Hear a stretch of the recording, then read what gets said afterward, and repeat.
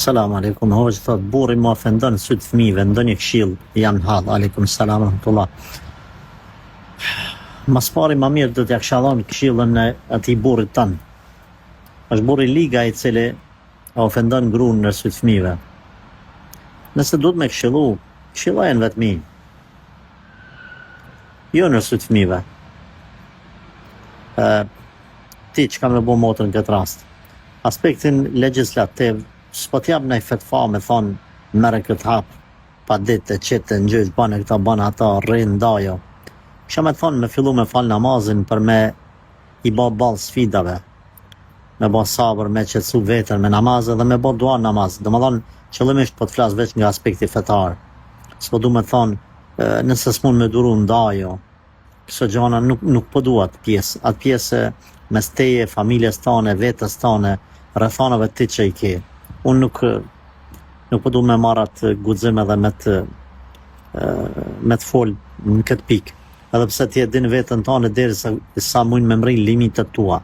Na gjithmonë themi se të jetosh me një bashkërt, edhe nëse ke pjesërisht probleme, është më mirë se sa të ndahesh prej tij e të krijon probleme të tjera. Por nuk mund me thonë këto se nuk ka ndryshim ky rregull. Ka ndryshim nëse jep shtet për muri, atër ka ndryshim. Po parimisht, po ikja asaj. Andaj po orientohem krejt diçka tjetër që s'ka të bëjnë ndoshta direkt me pyetjen tone, por po e lidhi me fjalën e pejgamberit sallallahu alajhi wasallam apo me biografinë e tij që sa herë ka pas një vështirësi në jetë, po çu ka fal namaz edhe e ka qetësu veten me namaz. Bën dua namaz. Që Allah më udhëzu. Pastaj kisha me thonë, bënu pak ma largpamse, ma fleksibile. Shefi, a janë vërteta që ato pika dopta që për t'i përmena ai? Nëse janë vërteta ndryshoj, bënu pak kuptoja botën e ti, fillo me u përshtat me rrethanat, pa hyn haram, nëse muj me thonë me kthy lojën, po e quj kështu, në favor tonin, me kalimin e kohës, më u përmirësu, më fuqizu si personalitet.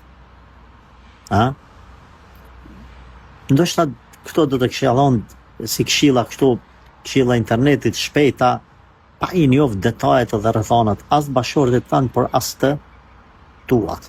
Allah ta letoft atë një maft. Por unë e konsideroj këta burra, këta meshkuj të ligë që kanë një mundësi me i ofendu bashkëshortet e veta me i nënçpu në sytë fëmijëve. Nëse dënë me shkatruj jetën e fëmijëve se janë të vegjël, krijo këso skena në familje.